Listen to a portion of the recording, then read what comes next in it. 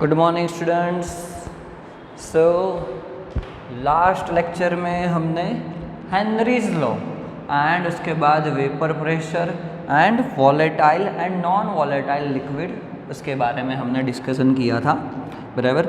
आज का जो हमारा टॉपिक है वो टॉपिक है Raoult's law. Raoult's law, okay, बहुत ही इम्पॉर्टेंट टॉपिक है बोर्ड एग्ज़ाम के लिए और इसके ऊपर से एग्जाम्पल्स भी बहुत सारे हैं। ओके, एक्चुअली जो राउल्ट्स लॉ है वो दो पार्ट में डिवाइडेड है।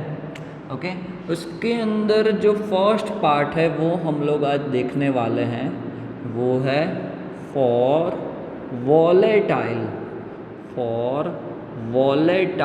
लिक्विड। ओके, याद रखना है किसके लिए देखना है, फॉर वॉलेटाइल लिक्विड। वॉलेटाइल का मीनिंग क्या हो जाएगा कि जो इजीली लिक्विड में से वेपर में मतलब गैस में कन्वर्ट हो सके उसको हम वॉलेटाइल बोलेंगे, बराबर। चलो, तो बेसिकली चलो अब हम लोग देखते हैं, एक यहाँ पे एग्जाम्पल के साथ मैं आपको समझाऊंगा कि सपोज़ हम लोग एक चैम्बर में सिर्फ और सिर्फ सॉल्यूट एंड सॉल्वेंट ले रहे हैं डिफरेंटली, बराबर। चलो, तो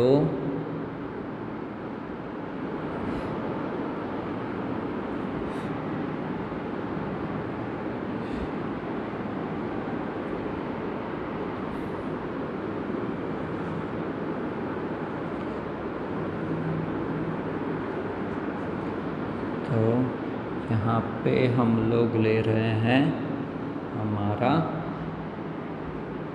सॉल्यूट, दूसरा एक मैं ले रहा हूँ फिगर और उसके अंदर हम लोग लेने वाले हैं सॉल्वेंट।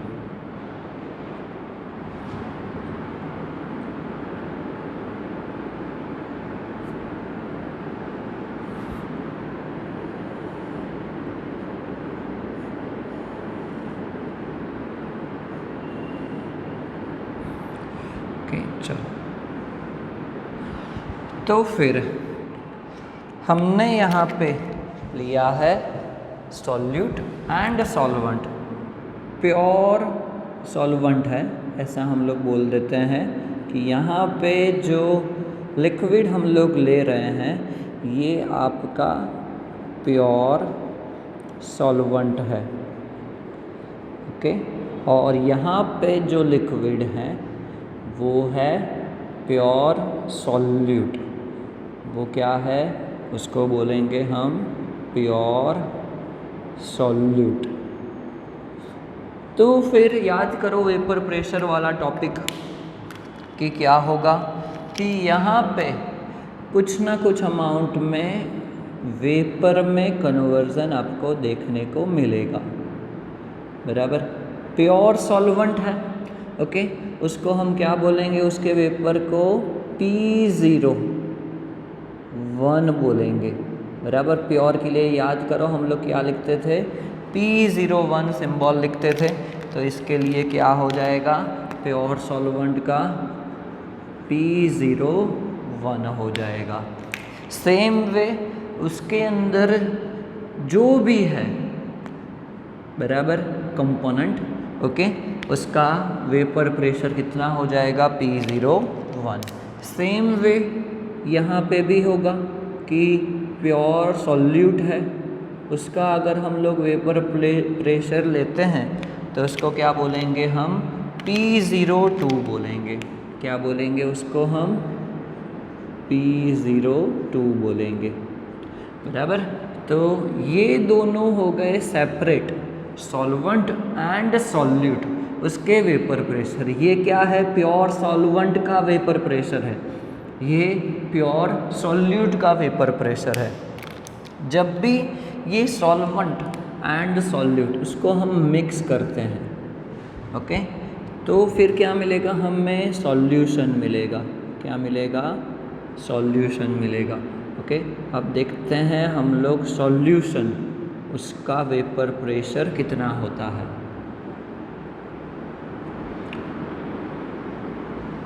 बराबर।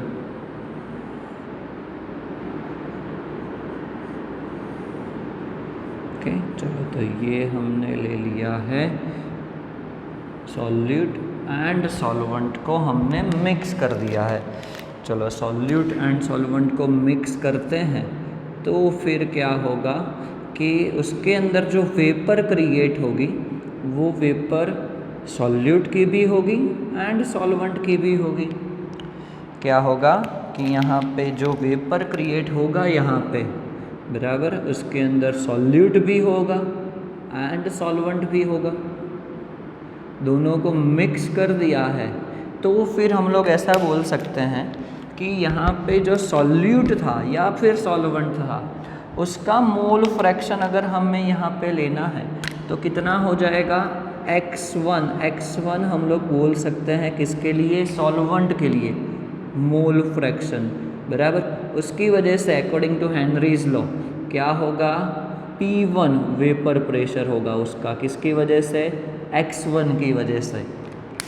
सेम वे अगर सॉल्यूट है उसका वेपर प्रेशर मोल फ्रैक्शन है x2, ओके, और उसकी वजह से जो वेपर प्रेशर क्रिएट होगा उसको क्या बोलेंगे हम, P2 बोलेंगे। ओके तो ये बात आपको समझनी है कि P1 एंड P2 ये सॉल्यूशन के वेपर प्रेशर हैं, P01 P02 क्या है, प्योर सॉल्वेंट एंड सॉल्यूट के वेपर प्रेशर है बराबर। ये क्या हो जाएगा, सॉल्यूशन। ओके तो इसके ऊपर से राउल्ट ने अपना जो लॉ दिया वॉलेटाइल लिक्विड के लिए, ये कुछ ऐसा है बराबर। हम लोग ऐसा बोल सकते हैं कि for volatile liquid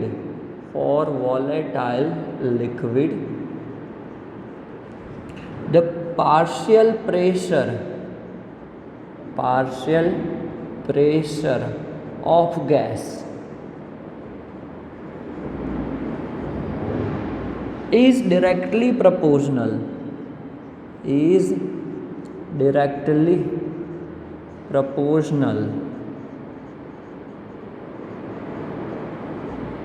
to its mole fraction. हमने क्या लिया है उसका, mole fraction of each component, mole fraction of each components बराबर। तो एक सॉल्वेंट एक कंपोनेंट हो जाएगा, सॉल्यूट एक कंपोनेंट हो जाएगा बराबर। तो इसके ऊपर से हम लोग ऐसा बोल सकते हैं यहाँ पे कि अगर हम लोग सॉल्वेंट के लिए बात कर रहे हैं तो हम लोग ऐसा बोल सकते हैं कि P1 है, it is proportional to x1 हो जाएगा, ओके। एंड P2 है जो सॉल्यूट है वो क्या हो जाएगा, प्रोपोर्शनल टू x2 हो जाएगा। P1 proportional to x1 and P2 proportional to x2। चलो प्रोपोर्शनलिटी साइन हटाते हैं तो क्या होगा, P1 इज इक्वल टू, वो क्या होगा, प्योर जो सॉल्वेंट होगा P01 x1 उसके बराबर होगा, और यहाँ पे क्या होगा, P2 is equal to P02 x2। यहाँ पे हेनरीज लॉ के अकॉर्डिंग ही हम लोग जा रहे हैं, ओके। तो फिर यहाँ पे टोटल प्रेशर कितना हो जाएगा, ये तो पार्शियल प्रेशर है दोनों का, कंपोनेंट का, सॉल्वेंट एंड सॉल्यूट का। तो फिर यहाँ पे हम बोल सकते हैं कि अगर हमें टोटल प्रेशर चाहिए P टोटल, तो वो कितना हो जाएगा, P1 प्लस P2 जितना हो जाएगा। टोटल प्रेशर कितना हो जाएगा, P1 प्लस P2 जितना हो जाएगा बराबर। तो ये आपका टोटल प्रेशर हो गया P1 प्लस P2, ओके। चलो तो ये फॉर्मूला हमारा बन गया, P total is equal to P1 plus P2। अब हम लोग क्या कर रहे हैं कि P1 एंड P2 की जो वैल्यू है वो हम लोग P टोटल के अंदर इनपुट करते हैं, तो क्या हो जाएगा कि P total is equal to P01 x1 plus P02 x2, okay. ये एक हमारा फॉर्मूला बन गया जिसको हम बोलते हैं हमारा first equation, okay. P01 x1 plus P02 x2। अब मोल फ्रैक्शन की थियरी याद करो, according to it the total mole fraction of the solution is equal to 1।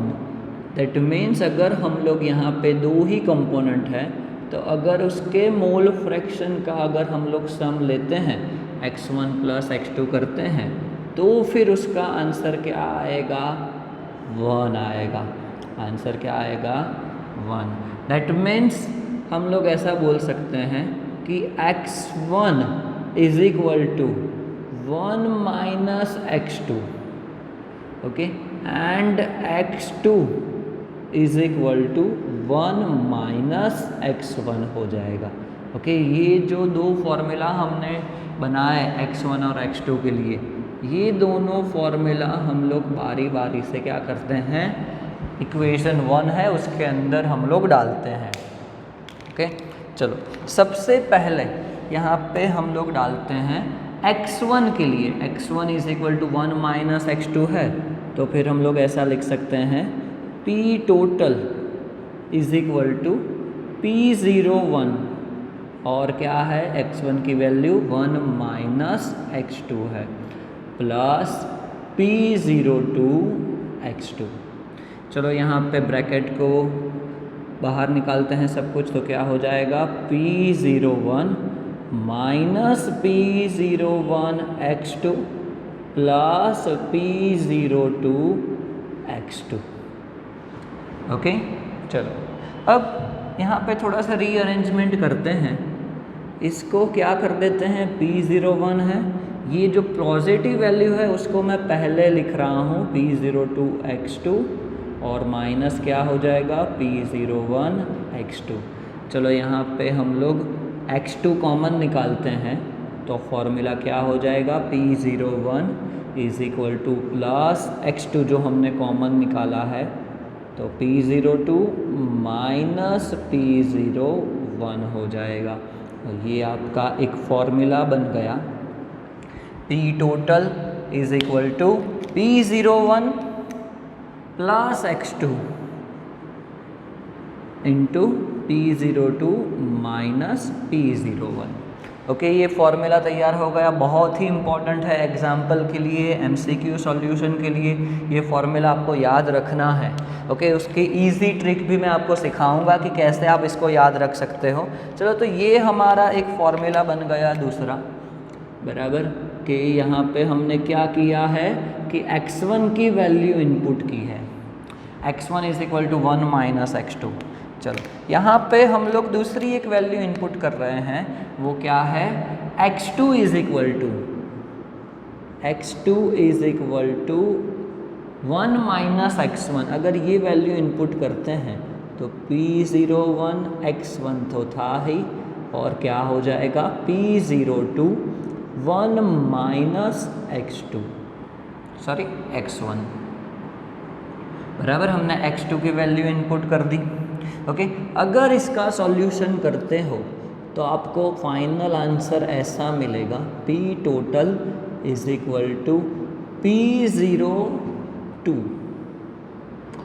Plus x1 bracket में P01 माइनस P02। आपको फाइनल आंसर ऐसा मिलेगा, आपको खुद कैलकुलेट करना है। ओके, मैंने तो यहाँ पे डायरेक्टली लिख दिया है, बट आप कैलकुलेट करोगे तो आपको फाइनल आंसर कुछ ऐसा मिलेगा जिसको हम क्या बोलेंगे, हमारा इक्वेशन नंबर 3। ओके, बराबर। चलो, इसको अगर हमें शॉर्ट में याद रखना है, बट सबसे पहले एक और चीज़ देख लेते हैं यहाँ पे कि जो बहुत इम्पॉर्टेंट है, कि जो टोटल प्रेशर है एक्चुअली, तो यहाँ पे देखो फॉर्मूला में सिर्फ x2 दैट मीन्स सॉल्यूट का मोल फ्रैक्शन, और यहाँ पे फॉर्मूला में सिर्फ x1 है दैट मीन्स सॉल्वेंट के मोल फ्रैक्शन। तो हम लोग यहाँ पे बोल सकते हैं कि the total pressure of the system depends on the mole fraction of solute and solvent. Okay, last हम लोग ऐसा लिखेंगे यहाँ पे कि the total pressure of system या तो फिर solution depends on the both solute and solvent दोनों के ऊपर वो डिपेंड करेगा, याद रखना, क्योंकि मोल फ्रैक्शन दोनों के आए हैं, दैट मीन्स वो दोनों के ऊपर डिपेंड करेगा, सॉल्यूट के ऊपर भी डिपेंड करेगा, सॉल्वेंट के ऊपर भी डिपेंड करेगा। ओके चलो, तो फिर अब हम लोग सीखते हैं कि इसको शॉर्ट में जल्दी से कैसे याद रखें। ओके चलो, सपोज आपको लिखना है सॉल्वेंट के फॉर्म में, दैट मीन्स x1 के फॉर्म में अगर आपको लिखना है, x1 के फॉर्म में लिखना है, तो क्या करेंगे कि हम यहाँ पे P टोटल तो लिख देते हैं। चलो x1 के फॉर्म में तो मैं प्लस करके x1 लिख देता हूँ। ओके ये सॉल्वेंट के फॉर्म में हो जाएगा। चलो x1 है तो हम लोग 1 - 2 करेंगे, P01 - P02 करेंगे। ओके और जो -P02 किया है वो आगे प्लस करके हम लोग लिख लेंगे P02। तो ये आपका फॉर्मूला बन गया in terms of solute, sorry solvent. Okay solvent के टर्म में आपका फॉर्मूला बन गया ये, बराबर। चलो सेम वे अगर हमें लिखना है सॉल्यूट के टर्म्स में तो क्या लिखेंगे, P total is equal to, ये हो जाएगा, चलो x2 है तो हम लोग क्या करेंगे, फर्स्ट मैंने आपको समझाया x2 लिख देते हैं, ब्रैकेट में 2 है तो हम लोग 2 - 1 करेंगे, P02 - P01 करेंगे। ओके चलो तो माइनस आगे किया है 1 तो वो वाला टर्म पॉजिटिव होके आगे आ जाएगा P01। तो हो गया आपका फॉर्मूला, बराबर। बहुत ही सिंपल है, याद रखना है फॉर्मूला, और इसके ऊपर से बहुत सारे एग्जांपल्स हैं जो हम लोग आगे देखने वाले हैं। ओके तो आज हम लोग यहाँ तक रखते हैं for volatile liquid, Raoult's law for volatile liquid. Board exam में 2018 में 3 मार्क्स का पूछा गया था,